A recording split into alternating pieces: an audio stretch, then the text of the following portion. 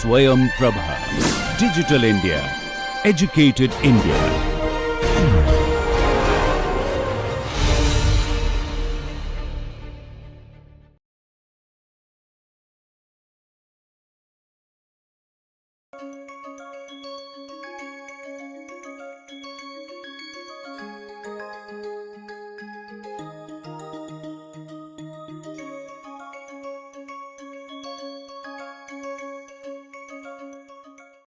So, what are the points of action and reflection?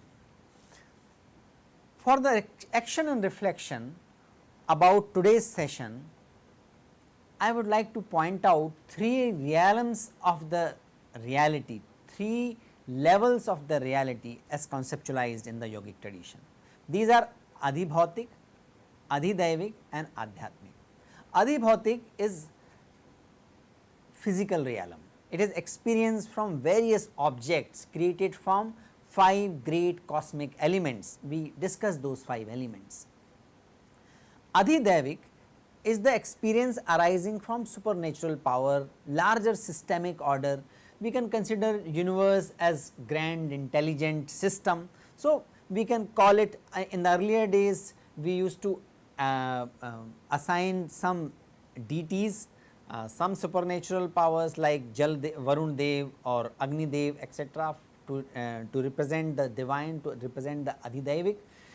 In the modern language we can say there is a universal intelligence, there is a larger systemic intelligence which is operating different larger natural systems. So, that is Adhidaivik and Adhyatmik, that is experience within self, that is experience of inner harmony, inner peace, inner calmness. So, if we look at the yogic tradition, positive characteristics like Daivi Sampada, positive events like Yajna, positive institutions like marriage and Pathshala, positive governance as we explained just now, we will see in all these aspects Adhidaivik, Adhyatmik and Adhibhautik are considered in harmony with each other.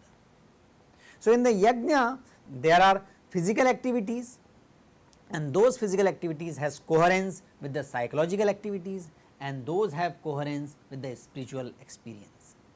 All these are beautifully explained in the Karya Karan Bhav of the book which is depicted here. There is another book which can be useful to understand these concepts in more contemporary scientific terms. This is the book by Cain Wilber titled Eye to Eye. In Eye to Eye, Cain Wilber says that reality can be looked at through 3 eyes. Which are those 3 eyes?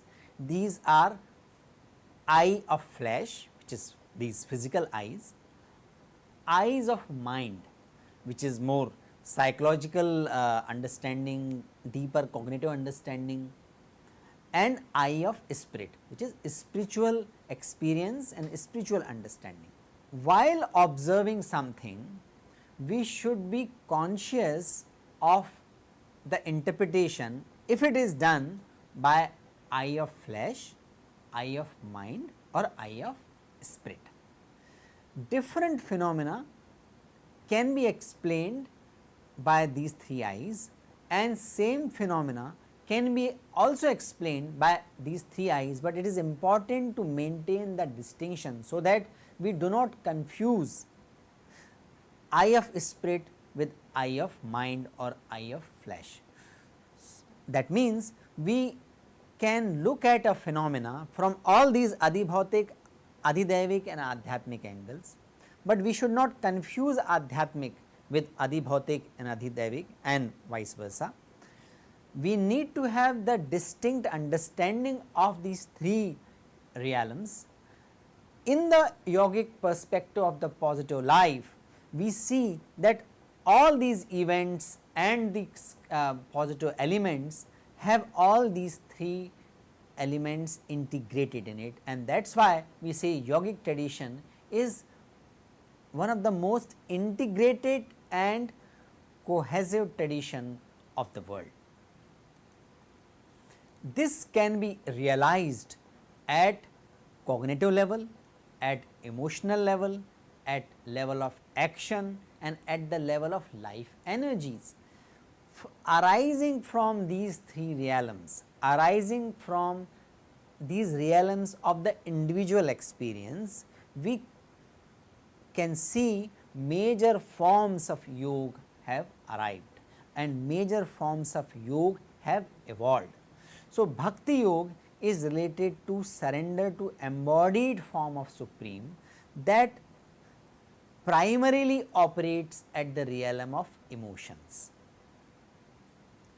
Jnana Yoga primarily takes help of intellect.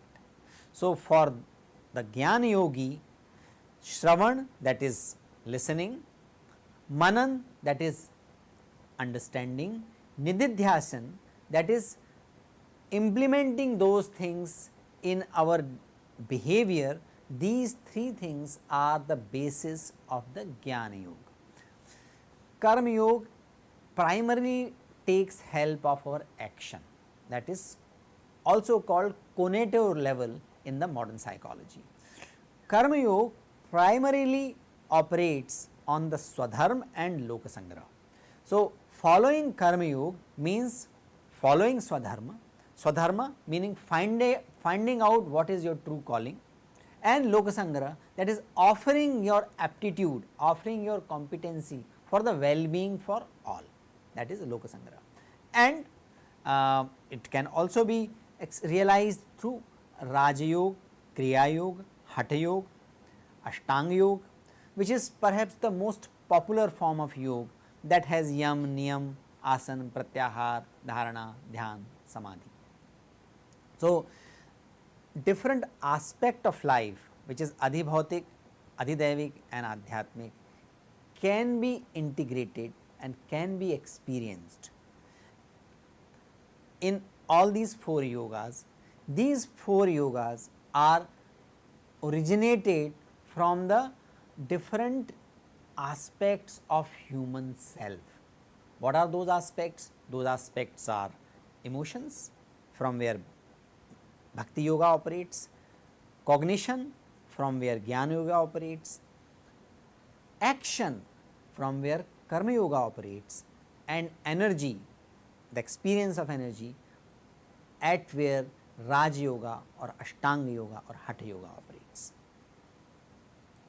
So, yoga emphasizes different aspects such as finding ultimate reality, individual and societal enhancement, learning how to isolate past, present and future, and that is what we looked at in various positive aspects of yoga in last 3 sessions.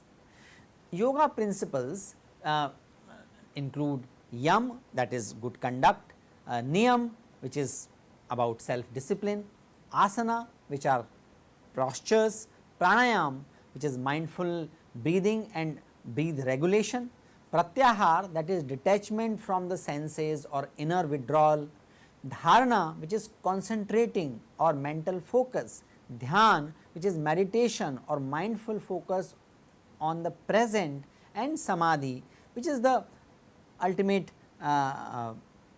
attainment of the yogic practices, original balanced condition as being defined in the Professor Kiran Kumar's paper.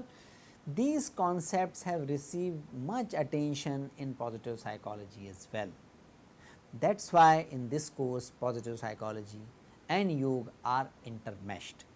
Yoga is means to achieve various aspects of positive psychology like flourishing, nourishment of life, happiness, satisfaction, higher level of compassion, empathy, gratitude, respect toward both human and non-human relationship. So, there is an integration and we are going to examine that and understand that integration more and more in this course.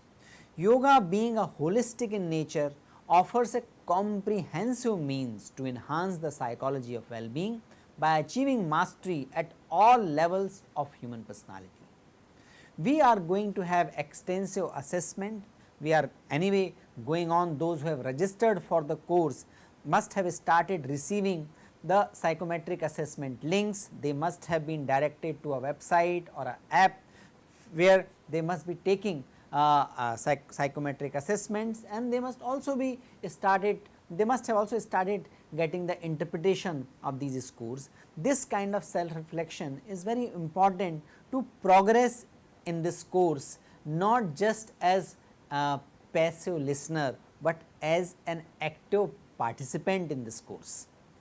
These are some of the references, you can have a look at it, and these are there in the course pack, in the course introduction given on the NPTEL site as well. So, you can read more about it. In the slides also adequate references were mentioned, which those who are interested to know more about those topics can visit and can benefit.